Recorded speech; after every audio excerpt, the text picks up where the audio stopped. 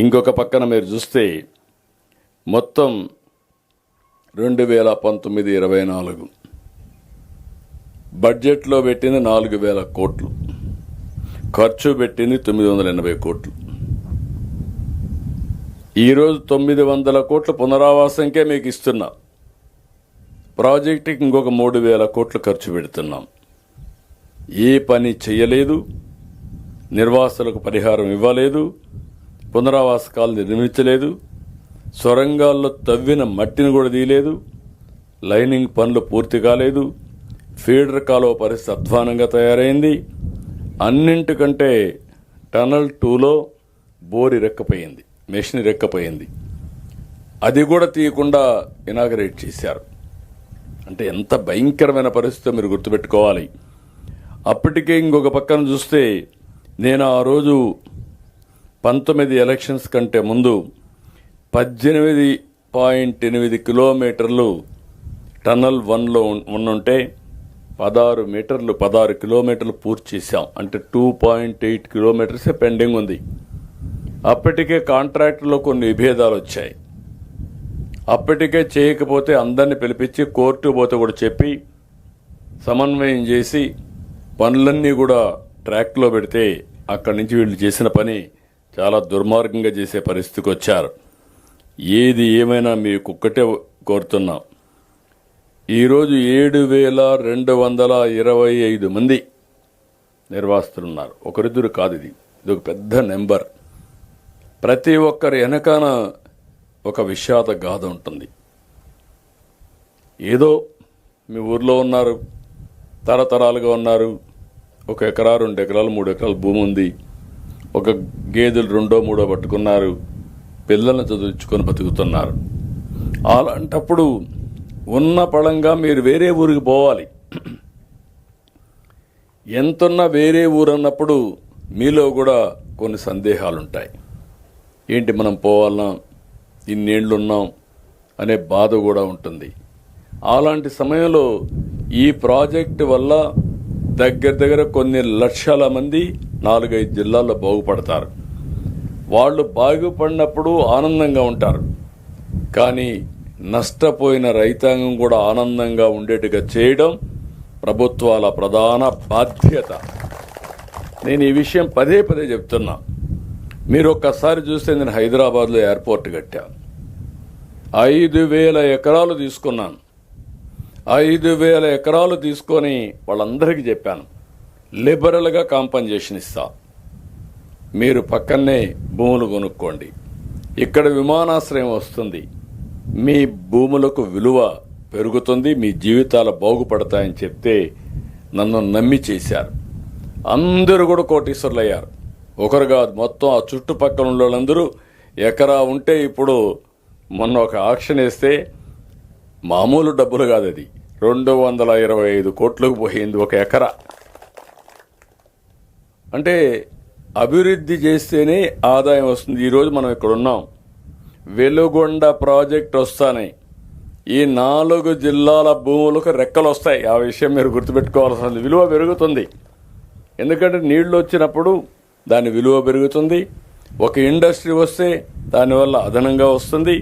ఇలాంటివన్నీ కూడా మనకు వచ్చే పరిస్థితి వస్తుంది.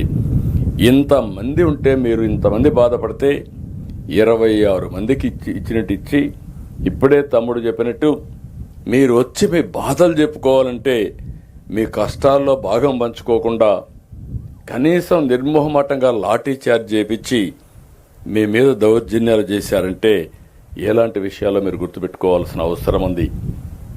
ఇది ప్రజాప్రభుత్వం, మీ ప్రభుత్వం. ఏ ఒక్క వ్యక్తికి నష్టం జరగకుండా ఈ ప్రాజెక్టును పూర్తి చేసే బాధ్యత నేను తీసుకుంటా. ఇది నా గ్యారంటీ, అది జరుగుతుంది. అందుకే నేను ఒక్కసారి మీరు ఆలోచిస్తే, మనం వచ్చినాక 140 కోట్లు పెండింగ్ బిల్లు కూడా పే చేశాం. అంటే ఎక్కడ కూడా పని కావాలంటే ఒక పద్ధతి ప్రకారం చేస్తేనే పనులు అవుతాయి. అయితే నేను ఒక ఆలోచన, ఈ జిల్లాకు ఒక ఇది ఇచ్చాం, మార్కాపూర్ జిల్లా ఇచ్చాం. 4 నియోజకవర్గాలే, ఒక బలహీన వర్గాలకు సంబంధించిన కలెక్టర్ ఇక్కడ వేసాం. ఆవిడ మీకంటే కరూరు జిల్లా అనంతపురం జిల్లా నుంచి వచ్చింది కాబట్టి కరూరు జిల్లా పరిస్థితులు అర్థం చేసుకునే కలెక్టరు మీకు ఇచ్చానని చెప్పి కూడా నేను మీకు తెలియజేస్తున్నాను. One of the most beautiful collectorate కడతాం, మీ కాలనీ పక్కనే వస్తుంది. ఇంకొక పక్క నేను ఆలోచించింది, ఇవన్నీ చేయడమే కాకుండా మీ జీవితాలు బాగుపడాలంటే మామూలు పంటలు ఒకప్పుడు పొగాకు వేసుకునేవాళ్ళు, ఈ సంవత్సరం పొగాకు కూడా ఇబ్బందులు వచ్చేసాయి. ఒక పక్క వాళ్ళ సమస్యలు పరిష్కారం చేస్తూనే నేను ఆలోచించింది, ఈ ప్రాంతంలో హార్టికల్చర్ రావాలి, పండ్ల తోటలు రావాలి. ఈరోజు రాయలసీమ నుంచి పండ్ల తోటలు ప్రపంచం మొత్తం పంపిస్తున్నాం. నేను అందుకని మార్కాపూర్ జిల్లాను కూడా ఆ ప్రాజెక్టులో ఇంక్లూడ్ చేసి మొత్తం కలిసి 1,00,000 కోట్ల రూపాయలు ఖర్చు పెట్టబోతున్నాం. 40,000 కోట్ల రూపాయలు ప్రభుత్వం ఖర్చు పెడుతుంది, 60,000 కోట్ల రూపాయలు ప్రైవేట్ ఇన్వెస్ట్మెంట్ వస్తుంది. ఇప్పుడే తమ్ముడు చెప్పి అడిగినట్టు ఉద్యోగాలు, అగ్రో ఫుడ్ ప్రాసెసింగ్ వస్తాయి. వచ్చినప్పుడు మన పిల్లలకు ఉద్యోగాలు వస్తాయి. రైతులు ఎఫ్పిఓలు పెట్టుకుంటే మీరే కూరగాయలు కానీ పళ్ళు కానీ కలెక్ట్ చేసి అవన్నీ పంపించగలిగితే దానివల్ల మీ ఆదాయం పెరుగుతుంది. మీ ఊరు పక్కనే Ramayampatnam one of the best airport వస్తూ ఉంది, అది కూడా గుర్తుపెట్టుకోవాలి మీరు. మంచి పోర్ట్ వస్తుంది, ఇక్కడి నుంచే ఎగుమతులు చేసుకునే అవకాశం వస్తుంది. అదే మరి రోడ్లన్నీ బ్రహ్మాండంగా వచ్చేసాయి, రైల్వే లైన్స్ కూడా ఆలోచిస్తున్నా. ఇవన్నీ వస్తే చాలా వరకు కనెక్టివిటీ పెరుగుతుంది. ఈ కనెక్టివిటీతో ఈ ప్రాంతానికి మంచి భవిష్యత్తు వస్తుంది. ఈ విషయం మీరు గుర్తుపెట్టుకోవాలి. నేనేదో మాటల్లో చెప్పడం కాదు. ఈరోజు సంక్షేమ కార్యక్రమాలన్నీ మొన్నే మీకు అన్నదాత సుఖీభవ కార్యక్రమంలో, అన్నదాత కార్యక్రమంలో అటు కేంద్రం ఇటు రాష్ట్రం డబ్బులు వేసాం. 20,000 ఇస్తా అన్నాం, 14,000 రాష్ట్ర ప్రభుత్వం, 6,000 కేంద్ర ప్రభుత్వం. ప్రతి రైతు అకౌంట్లో 3 విడతల్లో 20,000 రూపాయలు మీ అకౌంట్లో వేసే ఏకైక ప్రభుత్వం ఇది. ఒకప్పుడు మైక్రో ఇరిగేషన్ 90% సబ్సిడీ ఇచ్చాం కరువు ప్రాంతాల్లో. ఈరోజు మళ్ళీ మైక్రో ఇరిగేషన్కి శ్రీకారం చుట్టాను. ఇరిగేషన్ ప్రాజెక్ట్స్కి ఇప్పటికే 24,000 కోట్లు ఖర్చు పెట్టాం. హంద్రీ నీవా 100 రోజుల్లోనే పూర్తి చేసి 3,000 కోట్ల రూపాయలు ఖర్చు పెట్టి కడాన చివరి ప్రాంతం కుప్పానికి కూడా నీళ్ళు ఇచ్చాం. కనీసం పోలవరం ప్రాజెక్టు మనందరికీ జీవనాడి, రాష్ట్రానికే ముఖ్యమైన ప్రాజెక్టు. అలాంటి ప్రాజెక్టు 1924లో డయాఫామ్ వాల్ కొట్టుకోబోయే పరిస్థితికి వచ్చింది. దీనివల్ల మళ్ళా మనకు 440 కోట్ల రూపాయలతో ఖర్చు పెట్టి పూర్తి చేసిన ప్రాజెక్టు అదనంగా 1,000 కోట్లు పెట్టి పేర్లలుగా చేసే పరిస్థితికి వచ్చాం.